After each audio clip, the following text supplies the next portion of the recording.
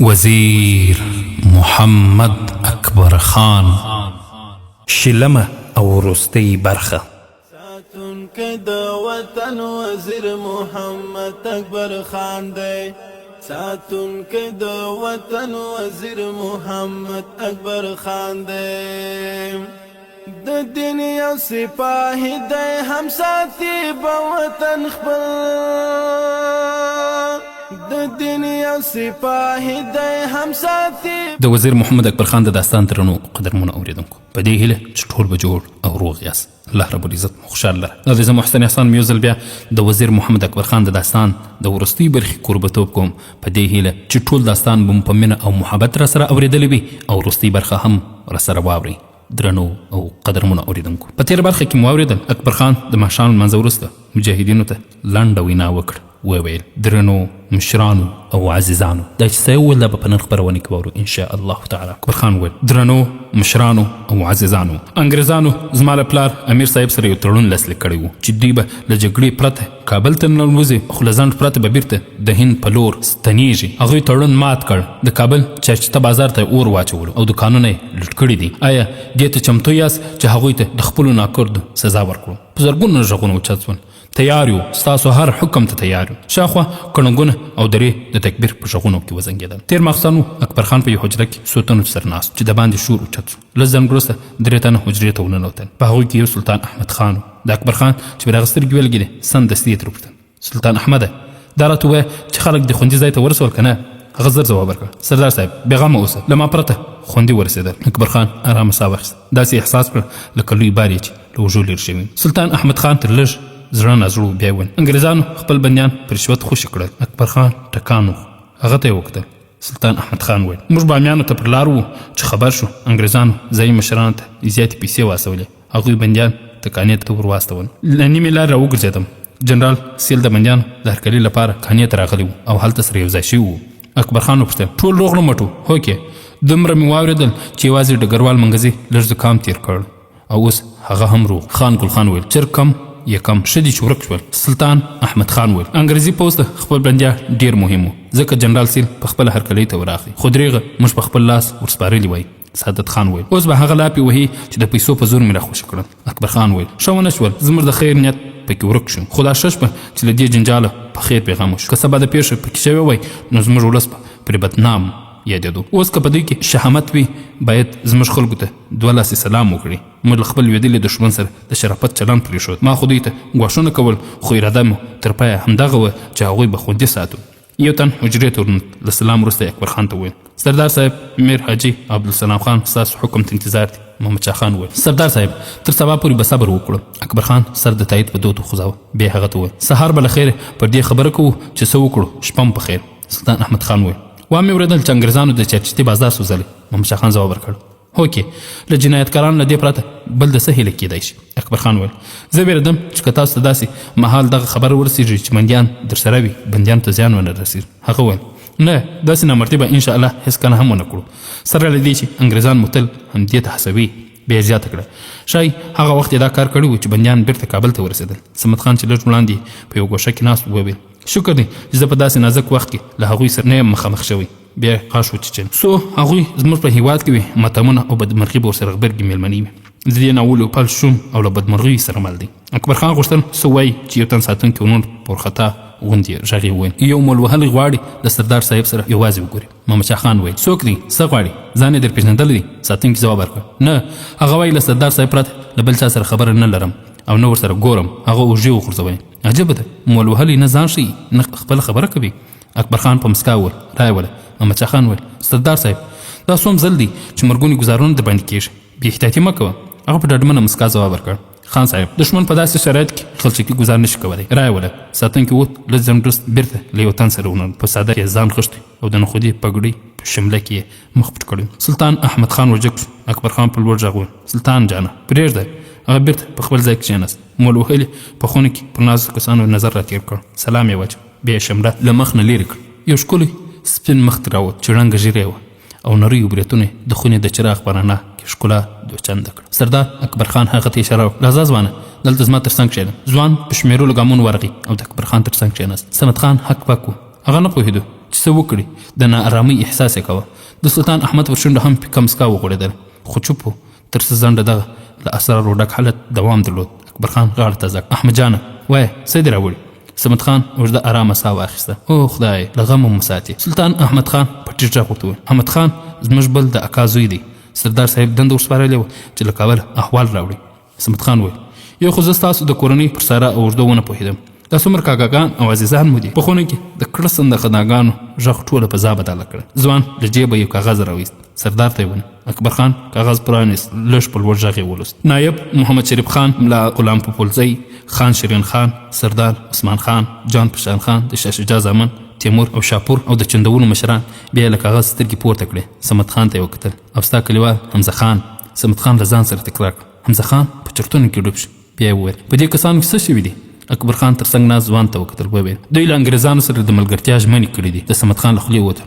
اوف حمزه خان غلزي هم سردار په تایید سر وخوځاوه صمد خان وویل ځکه یې زه په جدلک کې د جګړې ایساره ولم دې ته به یې ډېر هڅه ولم چې د شهیدانو د ژونده دیت واخلم شکر دی چې دا خیانت مو ورسره ونه کړ اکبر خان وویل هیر دې شول په وروستي ځل یې لته بند کې هم کسانو خپل مرچلونه پټ خوشي کړي وو که موږ پر خبر شوي نه وای په خدای که مو خپل شهیدان راټول کړي وای ما هم پر دغه د داسې نامردۍ ګمان نه کوه خیر هوښیاران وایي پر ژوندي بنیادم شرط مه تړه بیا لاسونه وځغول د کاکا زوی احمد خان ته یې پر اوږه ټپ ورکړ په ستومانه لهجه وویل شپه تېرېږي راځئ چې نور خوب وکړو خدای خبر دی چې بیا به د آرام خوب فرصت مومو که نه ټولو پر کټونو پښې وځغولې اکبر خان په خونه کې د چراغ تتې رڼا ته پر بستره ځغېدلی و د چراغ وړوکې لمبه د شمال نرۍ سفید کږه هوښه اوښتله سردار تر ډېره پر هغه سر ګنډلې وې تر ډېره خپ او چوپ ویش پروت پاپه خښ شول له لرې د کوم کلي د سپو د غپېدا غږونه اورېدل کېدل پر هغه څوکه څوکه د خوب څپه غالبه شوه او په درانه خوب ویده شو تر هغو چې قندهار بلخ بدخشان وي چې څو یو افغان ژوندی پر دې هیواد وي غلامي کله مني تل به آزاد وي چې د تورو د احمد دور په یاد وي د یو افغان پښتون به په فریاد وي چې غزنی د غزنوي په بچو شاد وي دشمنان به سراسر ټوله برباد وي دشمنان به سراسر ټوله برباد وي چې دا ګل کابل موجود پغمان وي تر هغو چې قندهار بلخ بدخشان وي په هر جنگ کې به ګټونکي افغانان وي تر هغو چې قندهار بلخ بدخشان وي خبرونه درنو او قدرمنو اوریدونکو د سهار لمنځونه ادا شوي د کوهستان په درو او کلیو کې غیر معمولي حالات د هندوکش پر اوږو او سرونو د لمر وړانګې نوي پرېوتلې وې اکبر خان زغر اغوستی او آس یې تر جلب نیولې سترګې د هندوکش پر کومه لرې اوږه ګنډلې چې یو نرم غږ یې واورېد سردار صاحب شاته یې وکتل یو ځوان په چپنو کې نغښت د هغه تر څنګ ولاړ اکبر خان په خندا او خوښۍ غېږه پرانیست نواز خانه ته له کومې شوې سترګې مې روښانه بیا له هغه سره غاړه غړۍ شو په یوه ځای ډېرې پوښتنې وکړې له هند نه څه وخت راغلی امیر صاحب او زموږ کورنۍ څنګه وه هغوی اوس چېرته دي نواز خان له جیبه یو کاغذ راویست وویل د امیر صاحب لیک دی پېښور ته پر لار دی اکبر خان کاغذ زر پرانیست په لوستلو یې پیل وکړ په تندي کې د پریشانۍ لیک یو په بله پسې ورکې شوې لیک یې تر پایه ولوست بیا یې ورته اسمان ته وکتل الحمدلله شکر خدای چې زموږ کورنۍ له لویو مصیبتونو خوندي شوه څو شېبې وروسته د یو بڼ په منځ کې ډېر مشران راټول اکبر خان پر یو ډبره ودرېد وویل درنو عزیزانو او د قام مشرانو امیر صاحب له ټولې کورنۍ سره له هند نه راستون شوی دی موږ او تاسو ته یې ډاډ راکړی دی چې که انګریزان له ژمنې سره سم زموږ له هېواده وتلو ته تیار دي انشاءالله چې انګریزان نور زموږ په وطن کې د پاتې کېدو پلمه نه لري موږ به یې څو ورځې نور انتظار وکړو که هغوی پر ژمنو ونه درېدل او ونه وتل بیا د الله پر توکل د تورې په زور باسو د الله اکبر نارې شاوخوا په خوړو ګړنګونو کې راغبرګې شوې صمد خان لږ په تندې لهجه وویل سردار صاحب پر انګریزان باور مه کوئ د خدای لپاره چاچرتي کسات مه پرېږدئ محمد شاه خان به په کرخیل چې د اکبر خان تر څنګ ولاړ وویل صمد خانه چاچرته دلته بند په کسات کې سوځېدلې تا خو انګریزانو ته داسې ګزارونه نه دي ورکړي چې داسې اسانه او زر یې هیر شي بیا هغه هم په عذر ته ورته لهجه وویل سردار صاحب وګورئ څومره ځوانان راټول شوي دي د دې ټولو همدغه هیله ده چې فرنګیان باید روغ ونوځي اکبر خان لاس اوچت کړ بیا ورغی او د صمد خان پر اوږه یې لاس کېښود ستا پر ما تر اوسه باور نشته هغه ورته وویل سردار صاحب دا خبرې ولې کوې پر تا مې در ځان ډېر باور دی نو چې باور ته دی زه در سره ژمنه کوم چې انګریزان لږ په وتلو کې نو وکړې نو انشاءالله دلته بند او جلدک ورځې به پرې بیا راولو صمد خان چوپ سره وخوځوه. داسې ښکاره کېدل چې خوشحاله نه و، خو نور اعتراض ونه کړ. درانه ګامونه یې واخیستل او د بڼ یو اړخ د ولاړو آسونو په لور ورغی. لس دقیقې وروسته د بڼ په یو کونج کې د الله اکبر نارې اوچتې شوې. اکبر خان او نور مشران د لوی بڼ بل اړخ تر ونو لاندې ناست وو، د تکبیر له غږونو سره سک شول. سلطان احمد خان جګ شو، ویې ویل زه احوال اخلم چې څه خبره ده. محمد شاه خان وویل ان شاء الله چې کوم د خوښۍ خبر وي. سلطان احمد خان زر بیرته راستون شو او له لرې یې وویل مبارک مشه، انګریزي پوځیان نن سهار له کابله وکوچېدل. د الله اکبر تکبیرونو په شاوخوا دیوالونو او وړاندې کړنګونو کې بیا رغبرګ شو. یوې څنډې ته صمد خان لاسونه ومرړل. واخ روغ لاړل، دریغه اوس دلته بند په وژو کې وای. محمد شاه خان اکبر خان ته وویل سردار صاحب یو چا ته دنده وسپاره چې په ښار کې امنیت ټینګ کړي چې څه ګډوډي رانه شي. هغه وویل ښه دي وویل. بیا صمد خان او سلطان احمد خان دواړه راوغوښتل. ورته وویل نو خپل کسانو سره ځانونه ښار ته ورسوي. پر صمد خان یې ټینګار وکړ ګوره هغه شپه چې کوم کسان یاد شول چې هر ځای مو وموندل ژوندي یې وساتئ. صمد خان وویل سردار صاحب پر ملي خاینانو ډوډۍ مه خوره، حکم وکړه چې په سلو لارې کې راوځړو. دا کار به هم وکړو خو یو ځل یې غواړم ژوندي ووینم. صمد خان او سلطان احمد خان درېیمه ورځ کابل ښار ته ورسېدل. ښار په درانه ماتم اوښتی و. د دوی د چارچتي پر سوځېدلو کنډوالو راوګرځېدل. د شور بازار او ریګخانې تر دارالامان او پغمان پورې آسونه وځغلول. خپل کسان یې د ښار په بېلابېلو برخو کې وګمارل. د انګریزي پوځونو له وتلو سره اردلیان هم زیات یو په بل پسې هندوستان ته تښتېدلي وو. یوازې حمزه خان، علیزی او سردار عثمان خان دوی ته ژوندي په لاس ورغلل. د جان پشان خان زامن له یو شمېر نور کسانو سره شهریان تر چړو تېر کړي وو. افغانان وي تر هغو چې قندهار بلخ بدخشان وي، چې سیدان وي چې بارک توخې ترین وي، چې ناصر به بړنده وي لودین وي، چې میوند خاکریز غورک نشمیا نشین وي، چې اڅکل کو پل متحدین وي، چې نرزی و تکتر کی پر زمین وی، چې بلدک شاولی کوټار غنداب شین وی، چې بلدک شاولی کوټار غنداب شین وی، په نارو بترشیدن کی دشمنان وی، تر هغو چې قندهار بلخ بدخشان وی، په هر جنگ کې باګټون کې افغانان. خبرونه درنو او قدرمنو اوریدونکو، د خیبر کژې وژې درې د سترګو تر سار زغېدلې وې. وړاندې د لویې لارې پر سر د یوې خړې کلا تورې لوخړې اوچتې وې. د لارې پر سر پروتو کلي لوی او واړه د کاروان نندارې لپاره راوتلي وو. یو ځای د کلي تر څنګ کوم 20 تنه لوی او وړوکي انتظار ولاړ. یو تنکۍ زمان له بډا نه پوښتنه وکړه لاله امیر صاحب د هغه اکبر خان پلار دی چې په جمرود کې د سیکانو سردار هری سنګ ووژه. بډا چې څنګ ګڼ بریتان ډېر سپین شوي وو سترګې پورته کش کړه. تنکي زلمي ته یې وکتل، ډېر غږ یې اوچت شو. هو بچی دا همهغه اکبر خان پلار دی. بیا غاړه تازه کړه، زیاته کړه اکبر خان یوازې سیک هری سنګ ونه وژه. میکلاټن نوم یې د انګریز یو لوی واکمن یې په کابل کې په ډز وویشت. زلموټي په هیلمنه لهجه وویل درېغه اکبر خان مې لیدلی وی. پلار یې پر اوږه وټپاوه. بچی دغه ارمان دې همدا نن پرې کېږي. زوی وخندل خو په انداز کې بې باوري وه. بوډا وړاندې کاروان ته اشاره وکړه. هغه د امیر صاحب کاروان دی. بیګا په جومات کې خبره یاده شوه چې اکبر خان د خپل پلار هرکلي ته راغلی دی. شاوخوا نورو لویو او وړوکو چې دا واورېدل چې پر هغه ټول شول، یو بل تنګي ځوان په تلوسه وپوښتل نصرالله کا رښتیا وایي؟ بوډا ټولو ته ډاډ ورکړ هو کې رښتیا وایم. د کلو تلوسه د کاروان لیدو ته تر پخوا نور هم زیاته شوه. لږ ځنډ وروسته د کاروان د مخې سپاره چې زیاتره وسلوالو راورسېدل. هغه تنکۍ ځوان ترې وپوښتل رښتیا اکبر خان په دې کاروان کې شته؟ د هغوی یو تن په خندا ځواب وکړ هو کې هغه له امیر صاحب سره یو ځای را روان دی. د کاروان په منځ کې ځوان سردار پر خپله سپینه اسپه سپور و. د خپل پلار سره څنګ تر څنګ روان. شاته د شاهي حرم د میرمنو ګاډۍ وې مخې او شاته د 500 تنو په شاوخوا کې وسلوال ساتونکي روان. ځوان سردار وړاندې د کلا لوخړ لاس ونیو. امیر صاحب د انګریزانو څېره په هغه کلا کې وګوره. دلته یو کنډک پروت دی. دوی چې ترې وتل اور یې وراچولی. له داسې خلکو سره تړون او ژمنې پر ځان ملنډې دي. امیر دوست محمد خان پر خپله اوږده ږیره لاس را تېر کړ. سوړ اسویلی وه. اکبره بچی زه ډېر ناچاره وم. کورنۍ مې ټول له هغوی سره یرغمل ول. پر دې وېرېدم چې کورنۍ به مې تر سترګو لاندې راته قتل عام کړي. اکبر تر شونډو لاندې وویل شکر دی چې ووتل، که نه بیا به ډېرې وینې توی شوي وی. بیا دې خدای د دوی پلیدو قدمونه زموږ پر خاوره نه راولي. امیر په اندېښمنه لهجه وویل که زموږ په قومي مشرانو کې د سکو او مقاومونو مینه وای په صلحاو ځله به له داسې ازمیښتونو سره مخ شو. اوس هم اندېښنه لرم د شاه شجاع زامن د هغوی نور د تره زامن او یو شمېر نور اوس هم له انګریزانو سره توده پالي. له انګریزانو سره ګزاره پکار ده. د هغوی پر وروستۍ خبره اکبر خان سک شو. پلار ته یې په شک وکتل. په ذهن کې وګرځېدم چې ګزاره سمانه. سردار سلطان احمد خان آس ته پونده ورکړه. امیر دوی ته چې ونږدې سو ویې ویل امیر صاحب په عالي مسجد کې تم شو. اکبر خان تر امیر مخکې سمدستي وویل نه سلطان احمد د خلکو د خموش استرګې نه لور. هغه په دې لنډه جمله کې اوږد داستان ووایه. دې ولس تل د امیر او سردار دواړو سره ډېر له شهامته ډکه ملګرتیا کړې وه، خو انګریزانو په وتلو کې د علي مشه چونۍ هم سوځلې وه. امیر وویل سمه ده، پړاو به بل چېرته واچوو. کاروان مزله ته دوام ورکړو. د کلي تر څنګ هرکلي ته راوتلو لویو او وړوکو په خوښۍ چیغې وهلې. هغه اکبر خان دی، د امیر زوی، د امیر ځوان زوی چې انګریزان یې مات کړل. امیر داسې احساسوله چې دغه غږونه ښه نه ورباندې لګېږي. هغوی د ده ظلمي او توریالي زوی ستاینه کولې. بیا هم هغه په دې غږونو کې یو پټ ګواښ احساسوه. د جمرود له کلانه د تېرېدو پر وخت سلطان احمد آس د امیر څنګ ته راوست. وړاندې خوړ پر غاړه څو ونو ته اشاره وکړه. لا مقامه هغه ونې ګورې، سردار صاحب د هري سنګ سر هم دلته ووهه. دوست محمد خان لږ په لوړ غږ په نه زړه وویل ښه، ډېر ښه.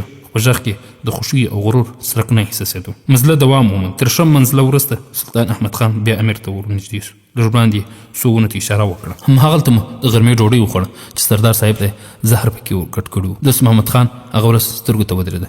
په ارغندې کې د زما زوی بېسده بدن په مخ کې ورته کښېښود. طاقت چې په دنیا کې ستر طاقت سي، افغانان خواران دستی په ملامت سي، و کابل ته دراتلو کاروان تیار کړي، دشمنان ورسره مله په صداقت سي، په هر جنگ کې به ګټونکي افغانان وي، تر هغو چې قندهار بلخ بدخشان وي، په هر جنگ کې به ګټونکي افغانان وي، تر هغو چې قندهار بلخ بدخشان وي، چې سیدان وي چې بارک توخي. خبرونه درنو او قدرمنو اورېدونکو، تر کال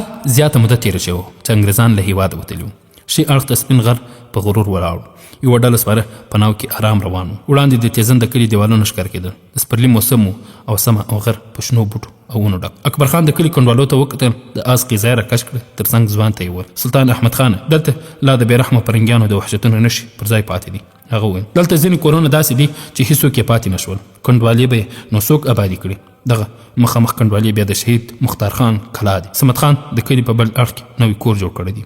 اکبر خان په حیرانۍ وپوښتل پر همدې کنډوالو یې ولې بیرته نه جوړوه؟ نه پوهېږم. راځه چې ومولیدو ترې وپوښتو. نه، هغه اوس د نوي ژوند په خوښیو کې دی. په زخمونو به یې مالګې نه ورتوړو. تېر ترخه یادونه چې له ذهن نه ونوځي ښه دي. سلطان احمد اکبر خان ته په ځیر وکتل. وویل وزیر صاحب، زه خو چې کوم صمد خان پېژنم دا راته ګرانه ښکاري چې تېر ترخه یادونه دې یې هېر شي. دوی په همدې خبرو کې د کلي پر کوڅو ورننوتل. ټول 15 تنه وو. سلطان احمد خان ته د صمد خان کور معلوم و. هغه خپل آس مخکې کړ او اکبر خان غبرګ ورسره روان و. یو څو ماشومان په کورونو کې پاتې وو او له کورونو راووتل او له آسونو یو ځای منډې وهلې. اکبر خان له یو وړوکي ماشوم پوښتنه وکړه ګرانه نوم دې څه دی؟ هغه په نیمه ژبه وویل اکبر خان. سلطان احمد خان وویل وزیر صاحب، په دې وروستیو څو کلونو کې چې په هېواد کې څومره ماشومان زېږېدلي دي شاید د زیاتو نوم اکبر خان وي. هغه د غرور احساس ونه کړ. پاسې اسمان ته وکتل. شونډې وخوځېدې خو غږ یې چا وانه اورېد. د یوې لویې دروازې مخې ته له آسونو پلي شول. همدغه مهال دروازه خلاصه شوه او صمد خان له یو بل ځوان سره یو ځای ترې راووت. چې پر اکبر خان یې سترګې ولګېدې. له خوښۍ یې چیغه کړه وزیر صاحب، د لمر له کوم لوري راوخت. ورغی او تر غاړه ووت. د ستړي مشي وروسته دوی ټول د دروازې سره یو وړوکي حجرې ته ننوتل. اکبر خان له لنډ جوړ په خیر وروسته هغه ته وویل یاره، موږ یوازې مبارکۍ ته راغلو. جلال آباد ته په یو مهم کار پسې روان یم. ما وې د نوي ژوند یوه مبارکي درته ووایم. بنډارونه به وروسته کوو. صمد خان وویل وزیر صاحب، د پښتانه له کوره څوک بې نوه نه درومي. اوس خو د خدای فضل دی، وطن خپلواک دی. کارونه به کوو خو ژوند به هم کوو. بیا د حجرې دروازې په لوري ګړندی شو. سلطان احمد خان غوښتل څه وایي خو اکبر خان اشاره وکړه چوپ شو. اکبر خان له هغه ځوانه چې له صمد خان سره له کور راوتلی و دلته په حجره کې د وره تر څنګ ناست وپوښتل ځوانه ته یې ونه پېژندې؟ ځان راوشه. هغه ځواب ورکړ وزیر صاحب، زما نوم نواب خان دی. سلطان احمد خان ترې وپوښتل د صمد خان سره څه خپلوي لرې؟ هغه لږ په پیکه انداز وویل صاحب، صمد خان مې انډیوال دی. صمد خان حجرې ته ورنوت. د روغ او رنځور له پوښتنې وروسته نواب خان ته لاس ونیو. وزیر صاحب، نواب خان زما اوښه دی. ما له دې سره خیشي کړې ده. اصلا د لوګر دی. په شور بازار کې کور دی. د ډوډۍ تر تیارېدو د دوی ترمنځ خوږ بنډار جوړ شو. ډېر تېر یادونه چې سره یاد کړل. صمد خان د نواب خان دوی په کور کې د پناه اخیستو کیسه هم ورته وکړه. اکبر خان یوه ورېښمینه مزاري چپنه صمد خان ته واده د ډالۍ په توګه ورکړه. د غرمې ډوډۍ یې وخوړه او ماپښین لمانځه وروسته اکبر خان دوی پر آسونو پښې نه ویاړوي. صمد خان ته یې وویل یو ځل غواړم هدیرې ته ورشم. شهیدانو ته به یوه دعا وکړو، نور به درنه رخصتېږو. صمد خان او نواب خان هم دواړه ورسره ملګري شول. صمد خان د یو قبر سر ته ودرېدو. اکبر خان ته یې وپېژندل دا مې د شهید پلار قبر دی. د یو بل قبر سر ته ودرېد دا مې د شهید مور دی. لاسونه لپه شول. دغه مې د بیبي مهرو د غونډې د مورچل ملګري هغه د جلدلک شهیدان دي. بیا هغه وړاندې یو قبر ته ودرېد. صمد خان چوپ ودرېد. ناڅاپه یې ستونی راډک شو. غرې ونیو. غږ یې په ستوني کې بند شو. د اکبر خان ورپام شو. صمد خان مخ بل لوري ته واړو. اوږې یې وخوځېدې. تر څو شېبو یې ټول چاپېریال د ویر په ځا حاکم شو. بیا غاړه تازه په زحمت یې له خولې وته. دلته مې د ژوند تر ټولو ستر ارمان تر خاورو لاندې د کاکا لور مې اکبر خان د هغه پروژه لاس کېښود. صمد خانه الحمدلله موږ مسلمانان یو. پر دې مو باور دی چې دغه دنیا نیمګړې ده. ټول به ترې رخصتېږو. الله دې په ابدي ژوند کې ورسره ملګري او یو ځای کړم. لږ ځنډ وروسته له چاپېریال په ماتم کې ډوب هغوی بیا پر آسونو پښې واړولې او صمد خان ځوړند سر له نواب خان سره بېرته د کلا په لور روان شو. تر هغو چې قندهار بلخ بدخشان وي په تدبیر که رسېدلي وي هامان ته که منلي وي هر څو ټوله جهان ته که نمرود وي غشي غورځوي اسمان ته چې په سپکه سترګه وګوري افغان ته پر دنیا غواړي دوژخ هغه وځان ته چې په جنگ راسي هر څوک افغانستان ته که نمرود وي غشي غورځوي اسمان ته چې په سپکه سترګه وګوري افغان ته پر دنیا غواړي دوژخ هغه وځان ته چې په جنگ راسي هر څوک افغانستان ته. خبرونه درنو قدرمنو اوریدونکو 2 کاله نور د سترګو په رپ کې تیر شو. صمد خان یو ماشوم په غیږ کې نیولی او د خپلې دروازې په مخ کې پیتاوي ته ناست. دوبي په تېرېدو او د مني موسم په پیلېدو سهار مهال د لمر وړانګې ښې لګېدې. صمد خان لارې ته کتل. لاس یې سترګو ته لپه کړ. وړاندې پر راغلې لاره سترګې شخې کړې. له ځانه سره وویل سپور دی چې له کوم لورې راغی. صمد خان له ماشوم سره په ماشومانه لهجه خبرې کولې. زما اکبر خانه ته بل خیر غیرتي ځوان شي کټ مټ د سردار اکبر خان په څېر. تر کال د کم عمره ماشوم خټ خټ خندل. د هغه لنډۍ ژیړې ته به یې سپېړې واچولې. له ځنډ وروسته سپور د کلي په لور وروغوښت. صمد خان سک شو او راجګ شو غونډې شو. ویې ویل ګلالۍ اکبر در واخله. دروازه خلاصه شوه. یو ځوانه ښکلې مېرمن راووت. ماشوم یې واخیست بېرته ننوتله چې صمد خان لارې ته اشاره وکړه. ګلالۍ یو مېلمه را روان دی چای تیار کړه. هغې وویل ته خو په لاره څوک ووینې فکر کوې چې ستا مېلمه دی. خدای خبر څوک دی. ښه ده چای به تیار کړم. سپور د کلي په څنډه کې د صمد خان د کلا په لور د آس مخ ور واړوله. هغه له لرې وپېژه. غږ یې پرې وکړ محیدین خانه په خیر په خیر یاره څنګه دي ډېرو موده پس ایله پېښه را وکړه. محیدین د دروازې مخې ته له آس نه پلی شو. صمد خان چې ورته وکتل د هغه غریو مات شو. د ده غېږ ته یې ځان ور وغوځه. صمد خانه یتیمان شو ټکه را باندې راولوېده. صمد خان وویل خان کاکا وپاچوی دی الله دې جنتونه نصیب کړي. محیدین تر ښه ځنډ ژړا ور نه ورکاوه. اوږې یې وخوځولې. وروسته یې له خولې ووتل درېغه خان کاکا وایي سردار صاحب اکبر خان شهید سو.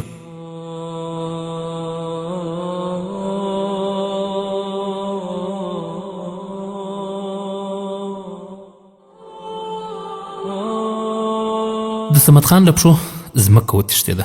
نږدې و چې ولوېږي. په زحمت یې ځان راټینګ کړ. حک پک شو. وویل اونۍ مخکې خو روغ و.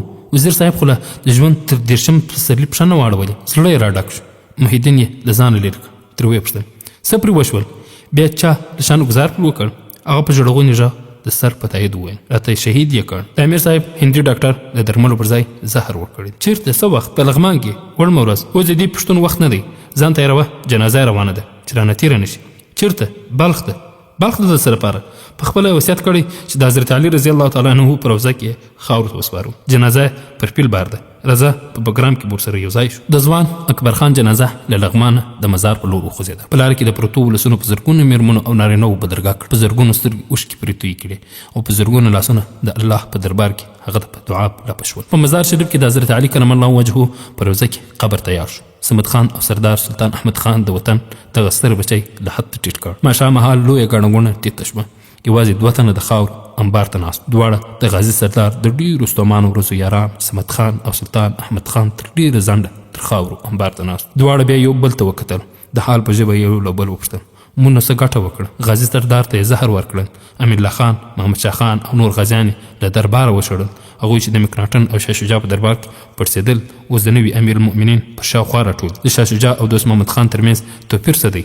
ولې یو غلام او بل امیر المؤمنین دی؟ کابل د درانه ماتم تر څپه لاندې و. کوڅې او وطنونه له خلکو ډک وو. پر تندو یې د ویر کرښې جوړې وې.